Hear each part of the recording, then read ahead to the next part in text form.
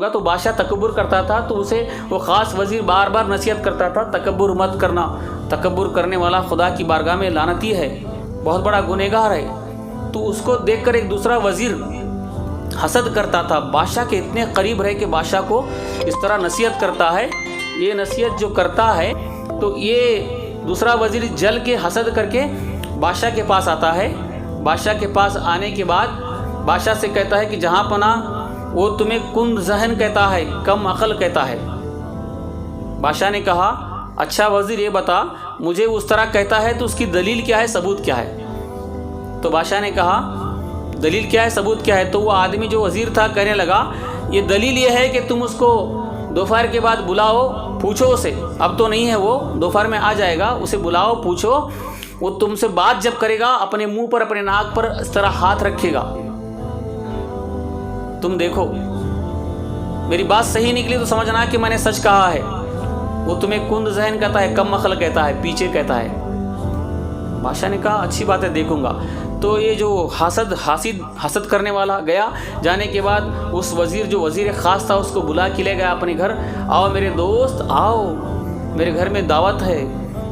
ले जाके प्याज और लहसुन जो ज़्यादा डाला था, सालन पकाया था, वो सालन का उसे रोटी खिला दी, सालन खिला दिया, ज़्यादा खिलाया और कहा कि बादशाह जहाँ पना तुम याद कर रहे थे। पूरा खाने के बाद कहता है बादशाह याद कर रहे थे। तो वज़ीर ख़ास जो था वो बादशाह के पास चला गया। अब ये आदमी जो हसद करने वाला उसे खिलाया था, वो खा के चला गया बादशाह के पास। जाने के बाद बादशाह जहाँ पना मुझे याद किया। बादशाह ने कहा, हाँ इधर आ। तो गया करीब। जाने के बाद बादशाह ने पूछा, तू मुझे पीछे कुंद जहन कहता है, कम अकल कहता है, नादान कहता है? तो वज़ीर ने कहा इस तरह मुंह पर हाथ रख के, जहाँ पना ऐसा मैंने कभी नहीं कहा। तो बादशाह समझ गया वो सही बोल रहा था, बात करने से पहले मुंह पे हाथ रखेगा, रखा, बिल्कुल सही है।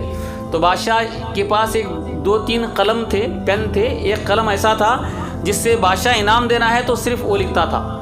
तो बादशाह वही कलम को लेके एक पर्चे में लिखा, अपने जल्लाद को लिखा कि ये जो चिट्ठी लेके आए उसकी गर्दन उड़ाकर, उसके जान से मार के, उसकी चमड़ी उधेड़कर उसमें भूसा भर देना और मेरे पास भेज देना। चिट्ठी मुड़कर रख के इसको मुहर लगा के दे दिया।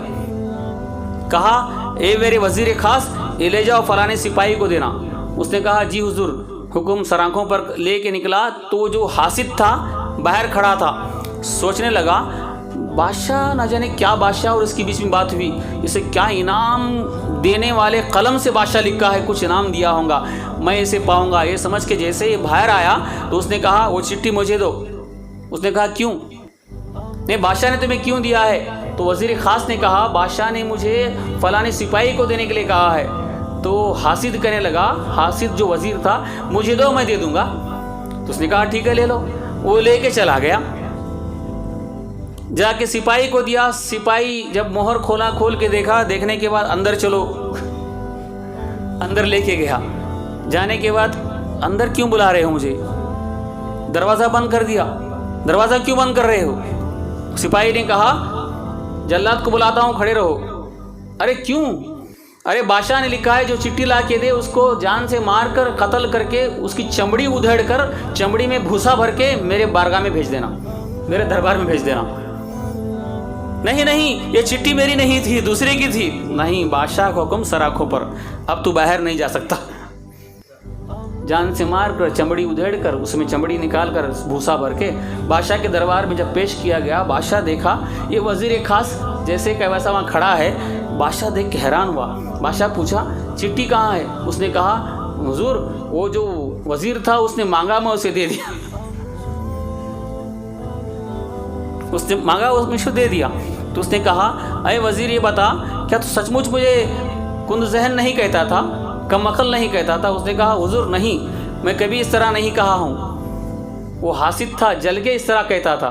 तो बादशाह ने कहा, जिसको जो सज़ा मिलनी थी बेशक हासिद को उसकी सज़ा बराबर मिली। अल्लाह ने तुझे बचा लिया, तू सच्चा है। तो हासिद की सज़ा यहाँ भी बहुत बुरी है, वहाँ भी बुरी।